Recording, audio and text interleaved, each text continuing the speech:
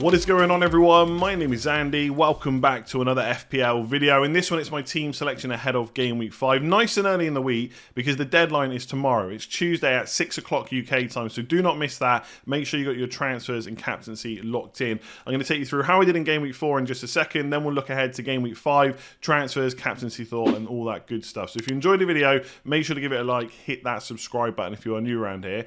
So Game Week 4, just to go through quickly, was really nice. 80 points. All those points came on Saturday. I didn't have anyone playing in the Sunday games, so that was kind of nice to watch all the points roll in. Obviously, if it had been a bad week, it would have been even worse going into those Sunday games, especially after kind of having to watch Perisic. He looked really good again, nearly had an assist for a penalty, which Kane never misses, but Dean Henderson, to be fair, has got a very good record for saving penalties. But overall, Kane did really well, but it didn't really matter at that point because all my points were already locked in from the Saturday. I think the biggest disappointment, like Jesus blanked, Martinelli blanks, whatever, it happens.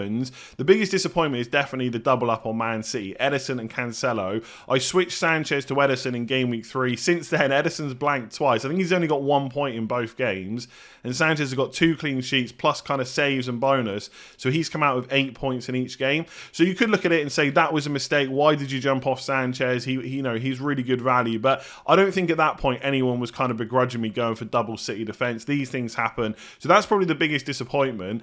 Outside of that, the thing that kind of made me the happiest was the fact that Big at the back did really well, because this is how, again, I've talked about narratives a lot at the start of the season, but it's how quickly they change.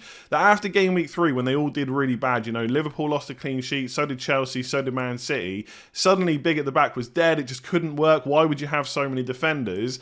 And then you come in after Game Week 4 and pretty much every single one of them returned, apart from Cancelo. I would also, if you're a double Chelsea defence owner, maybe consider yourself a little bit unlucky, because I think they could have kept Leicester out had they not gone down to 10 men. But it was nice still to get Cucurella and James assist no matter what. But, if they kept those 11 players on the pitch, they might have also got a clean sheet. So that could have been nice, but whatever. I'm still happy that they returned. And obviously, Gabriel, I think every Arsenal defender or every FPL manager that owns an Arsenal defender that's not Gabriel is really annoyed, because he made the mistake for the goal and then he goes and gets a goal from a corner. Obviously, if you had Saliba, he also got an assist, so it wasn't too bad as well. And then Diaz obviously smashing it. The big kind of 2 talking points outside of that, Haaland hat-trick, what an absolute machine. And going into Nottingham Forest at home next week for Game Week 5, I've got to keep him. All that talk about Haaland to Kane. I did say last week before the hat-trick that because of the way the fixtures were ordered, I probably just wouldn't do it, because Haaland up against Forest, I just wouldn't risk the minutes worry. I would just play him because it's such a good fixture. Obviously, the hat-trick kind of helps that decision, but I'd already made it really before the game. And then Salah blanking in a 9-0 win. That will never happen again. Next time Liverpool score 9 goals and Salah's on the pitch for 90 minutes, he will get plenty of returns. I think if I'd given you the 9-0 score before the game week, we'd all be thinking Salah's probably got a hat-trick or at least 3 attacking returns, maybe a goal and 2 assists or whatever. So to come away with nothing was a little bit unfortunate. Still a great game week, but obviously that would have been like a 100-point game week had he put away. I would call the first one a sitter. The second one, not necessarily a sitter, but you do expect Salah to score. So another day, he comes away with 2 goals. We're all happy with him, and everyone's probably just going to captain him next week. But obviously, he's blanked, so now people are worried. But overall, I love the score. It would have been nice for Salah to get some returns, but the team did super well. Very happy with them. Trent, obviously, with a 17-pointer as well. And Big at the back is already back after 1 week. So in a lot of ways, Game Week 5 feels a bit like Game Week 3. I've got 2 free transfers, and I don't really see a great way to use them. Back in Game Week 3, if you remember, I did Neto to Reed, so that freed up 1 million, and it also meant that I avoided the price drops, because Neto has gone down, I think, 0.2 million at this point. Then I used that million to do Sanchez to Ederson, which we know didn't work out, but on paper I think it looked okay. This week, there's even less things to do, because with the bench, all I can really do is Reed to a 4.4 non-playing midfielder and free up 0.1, or I can do Ward to Everson, hope maybe that Everson wins his place as the number 1, but ultimately it would save me 0.1 million. And most times my goalkeeper's going to play every week anyway. I do think there's slight risk with that, because obviously if your goalkeeper does randomly miss out after the deadline, it would be annoying to have nobody on the bench, but it would free up 0.1 million. So that's something to consider.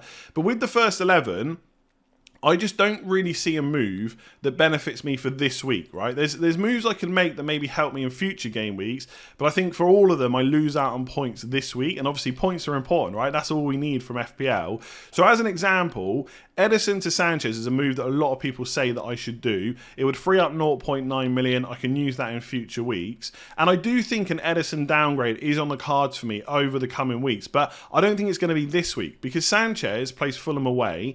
And look, Brighton have been brilliant. They could potentially get a clean sheet there, but I would probably back Mitrovic and Fulham to cause them some problems and wipe out that clean sheet. I don't expect Fulham to score a lot of goals, but I could see them scoring. And so I don't really want to bring in Sanchez. The other goalkeeper I've looked at is Nick Pope. And also kind of Mendy, but I just don't think I want to triple up on Chelsea defence. Right? I'm not that crazy. So Pope is the other one. From game week 6 onwards, Newcastle fixtures are pretty good. I've also looked at Trippier as well. But this week they play Liverpool away. So I'm not going to bring him in either. So I think I have to stick with Ederson against Nottingham Forest at home. Yes, Nottingham Forest played pretty well against Spurs. Maybe they could have scored in that game. But I think most of us would still agree, despite all the goals they've conceded, Man City defence is still better than Spurs. And also, it's much easier to play at home in front of your crowd where there's a great atmosphere. It's a lot more difficult to go away to Man City and perform the same. So I think Ederson is a pretty good hold this week.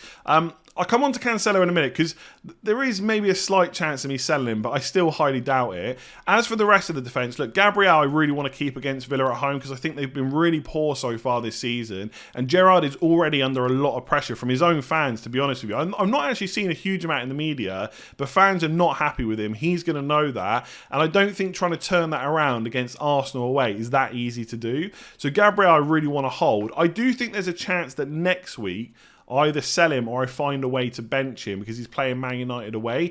Now, for what it's worth, I completely agree. Arsenal are the better team right now. They could go to Old Trafford and win that game, but I don't see them getting a clean sheet. And obviously, Gabriel could get something from a set piece, especially with David De Gea, Martinez, etc. But I don't think I'd ideally want to play him next week. So I might deal with him then. But this week I want to play him. With Trent Alexander-Arnold, I said it last week when he was being heavily sold. It didn't really matter whether he got a clean sheet, an assist, a goal, or if he blanked against Bournemouth. I was going to keep him. Liverpool got some pretty good fixtures to come. I'm just going to double check what they are after Newcastle. I think it's Everton away, then Wolves at home.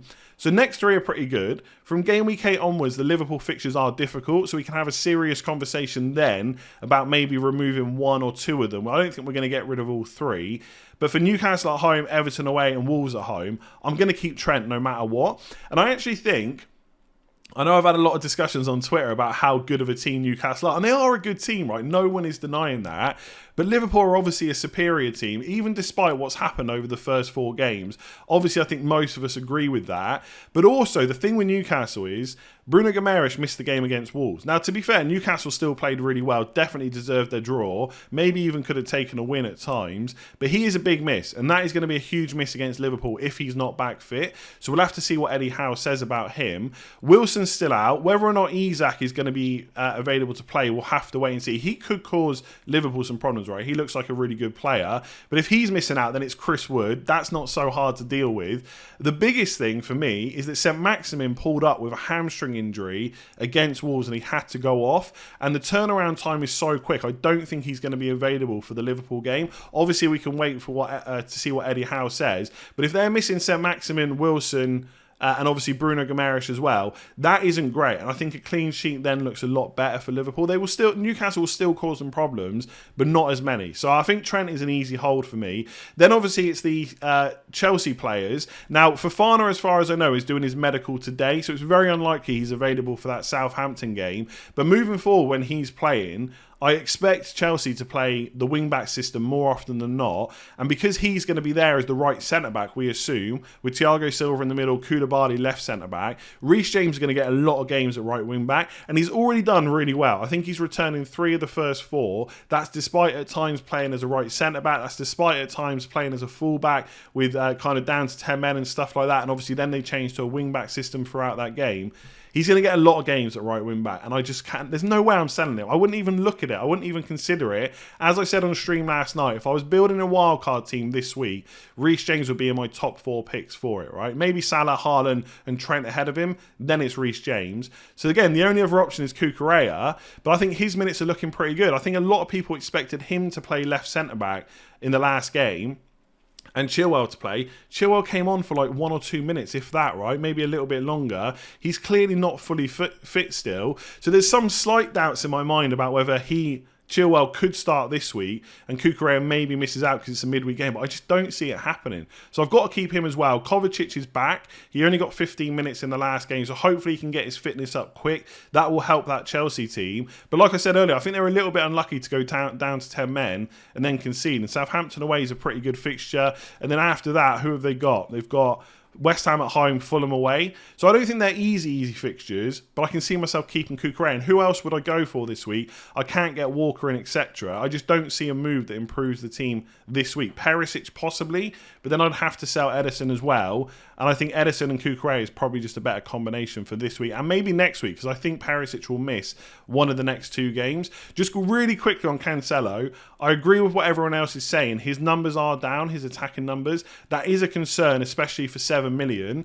I do think over the next few weeks we could see some rotation in that Man City team, but he will probably play all the games. So that is something to consider, that you will have your Man City defender pretty much nailed. He might miss the old game, I know, but I think he's pretty much nailed.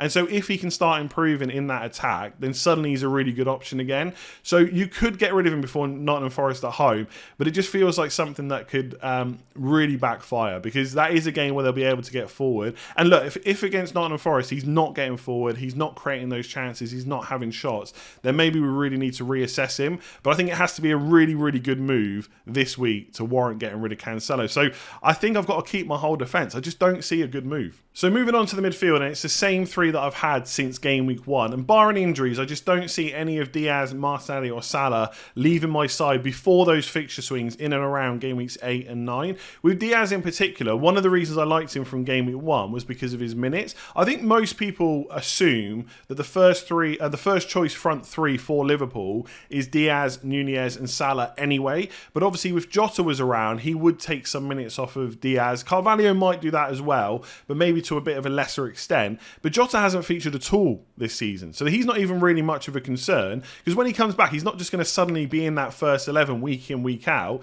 He's going to be off the bench for 10 to 15 minute cameos as he builds his fitness up. So until that fixture swing in game week 8, I've got no concerns about Diaz starting, even with Europe and stuff like that. So he's got to remain in the side, because I think most people think that he is probably the best £8 million midfielder right now. So I'm happy to have him in there. Similar with Martinelli, he's just too cheap to move on unless he gets injured. And okay, he's blanked like maybe once or twice so far this season, but his value, there's not too many other players I'd want. Like Rodrigo and Gross are good options, but that's in addition to Martinelli, not instead of. And you look at Arsenal's fixtures, so Villa at home, good fixture. Man United away, I might be talking about potentially selling or benching Gabriel. I've got less concerns about the attack, so Martinelli will go nowhere against Man United away. I'll just play him. Then it's Everton at home and Brentford away. After that, in game weeks 9 and 10, they play Spurs at home, Spurs and Liverpool at home. So at that point, maybe I move him on to someone else. But that's weeks down the line. So he's going nowhere either. And then the same for Salah. Like, I'll talk about captaincy in a second when I bring in the forwards as well. I've looked at the underlying numbers for Salah. They are virtually identical to last season. Obviously, last season he absolutely smashed it. And look, he's blanked twice in a 9-0. He's blanked and missed 2 sitters or 2 good chances in a 9-0. These things happen. I don't think it's worth knee-jerking too much. I've seen people talk about Salah to De Bruyne, Salah to Kane. I've got to be honest, with the fixtures they have coming up, the fact that he's going to play pretty much 90 minutes in most of those games, and he's a midfielder, and he's definitely on penalties, I've just got no interest in selling him whatsoever. Again, maybe around game week 8 we can talk about it, because I think around then Spurs have some fairly good fixtures, and maybe at that point I keep Haaland and bring Kane or Son in. Probably not Son the way things are going. And to do that, I fund it with Salah.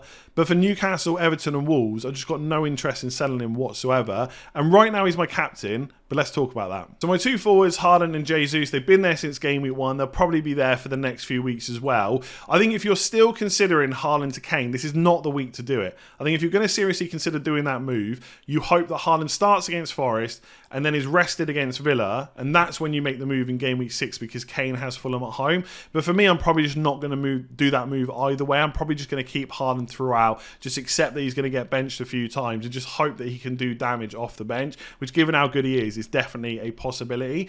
The bigger and more interesting conversation is around captaincy. Now, to be honest with you, I've pretty much ruled Jesus out as a captain option for many, many weeks to come, right? And it's not because I think he's a bad option. I just don't think he's ever a better option than both Haaland and Salah. In some weeks, he might be a better option than one of them, but not both of them. So I had a look at the fixtures, for example. Jesus has Nottingham Forest at home in game week 14. That same week, Haaland has Leicester away. Now, Leicester away is a pretty good fixture, but you could argue that Jesus is the better option. But then you look at Salah's fixture, he has Leeds at home. So that's the only thing, the only issue, so to speak, I have with Jesus is I just don't think he's ever a better option than the other two. So if you're going for him, fair enough, he's not a bad option at all, but I don't think he's better than the two I have.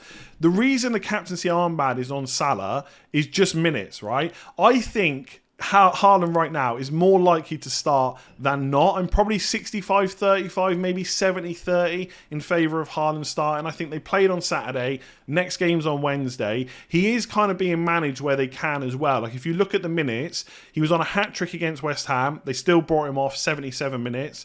The game was pretty much won at that point. Bournemouth at home, 4-0. They bring him off on 73 minutes. Game's already won. Newcastle, he stays on for 90 minutes. They're trying to get the win, so they keep their number 9 on. And then Crystal Palace, they go behind. He gets the hat-trick, wins in the game. Then he comes off at 83 minutes. So I think when they can, they're going to bring him off early, which is why I think he's going to start against Forest. They'll do damage in kind of 40 to 60 minutes, and then he'll come off early. And then there's even a chance that he will start against Villa. But right now, I think it's more likely he plays against Forest and is rested against Aston Villa. And at that point, I don't really mind because I'm probably not going to captain him that week anyway. But because I'm not 100% certain on a start, and I might change my mind between now and the deadline, I'm going to captain Salah, I think, because he is almost guaranteed to play. Not only that, but he's probably going to get 85 to 90 minutes. And if Eddie Howe says that Bruno Guimaraes is still out, then that is a big win for Liverpool. And I think he can do damage. Like Liverpool is a good fixture. It's a good fixture. It's harder than Bournemouth, but it's still not one that I would be massively worried about captaining someone like Salah in. So that's probably why I'm going to go for him, because I think he's going to be on the pitch for 85 to 90 minutes and guaranteed a start. If you are 100% certain that Haaland plays and he gets like 70 minutes, then he could be a better captain option than Salah, but you've got to be absolutely sure about that, and I just don't think I am. So I'm not saying I won't change my mind, but right now it's on Salah, and that is the reasons why. I don't care that he's just blanked against Bournemouth in a 9-0. His underlying stats are still looking pretty good. He's absolutely smashed it for 5 seasons. I don't see why that won't continue. He's on penalties, midfielder, extra point for the goal, clean sheet, all that good stuff. He's probably going to be my captain. Not 100% guaranteed, though. I have looked at a way to use my 2 free transfers. I could get rid of Cancelo. Not because I think he's an awful option, but it gives me different ways of playing. So I could get Dunk in and bench him this week.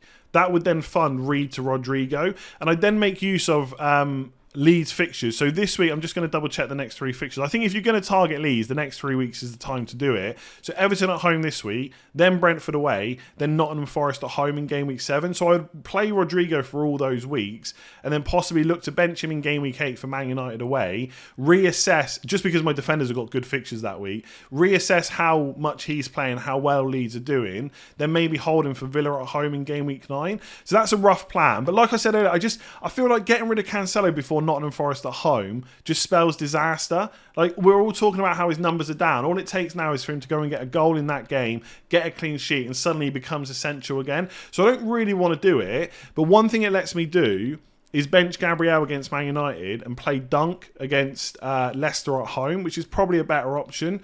So it doesn't just... I think Rodrigo and Cancelo could get fairly close over the next 3 games, but it also gives me that bench option. It also lets me use my 2 free transfers without burning them. So that is one move that I have considered. Otherwise, to be honest with you, my move this week is probably going to be Reed, like I said, to a 4.4 million midfielder. There's not too many around that are going to play, so I would probably just go for Colback. I don't think he's going to get back into the Nottingham Forest team, but I'm not going to need 3 Nottingham Forest players anytime soon. So he's one option. That saves 0.1 million, which I can use for a rainy day later on. The other option is to do Ward to Everson. Now, for what it's worth, I don't think that Everson's going to suddenly become number 1 goalkeeper. But again, it frees up 0.1 million and it leaves me with 2 outfield players playing every week, which is Andreas and Reed.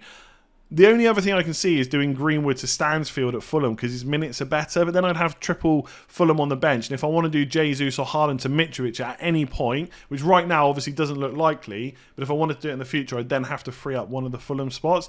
So I don't think I'm going to do it. So unless I do this move, which I'm just not convinced by, getting rid of Cancelo before Nottingham Forest at home. I'm going to change one of my bench players, and then I'm going to roll 2 free transfers in game week 6, because that is FPL for me right now. It might be boring, but the team just looks pretty good. So let me know if you think I've missed any transfers in the comments below. What should I be looking to do this week? Would you take out Cancelo to play Rodrigo instead and then have Dunk as an option in game week 6? Leave a comment below. If you enjoyed it, make sure to give it a like. Hit that subscribe button if you're new around here. I will be back later on with another video, probably transfer tips in the evening. Then we'll do game week preview tomorrow morning ahead of the deadline stream on Tuesday evening. So thank you very much for watching. Give it a like, hit that subscribe button, and I'll catch you again soon.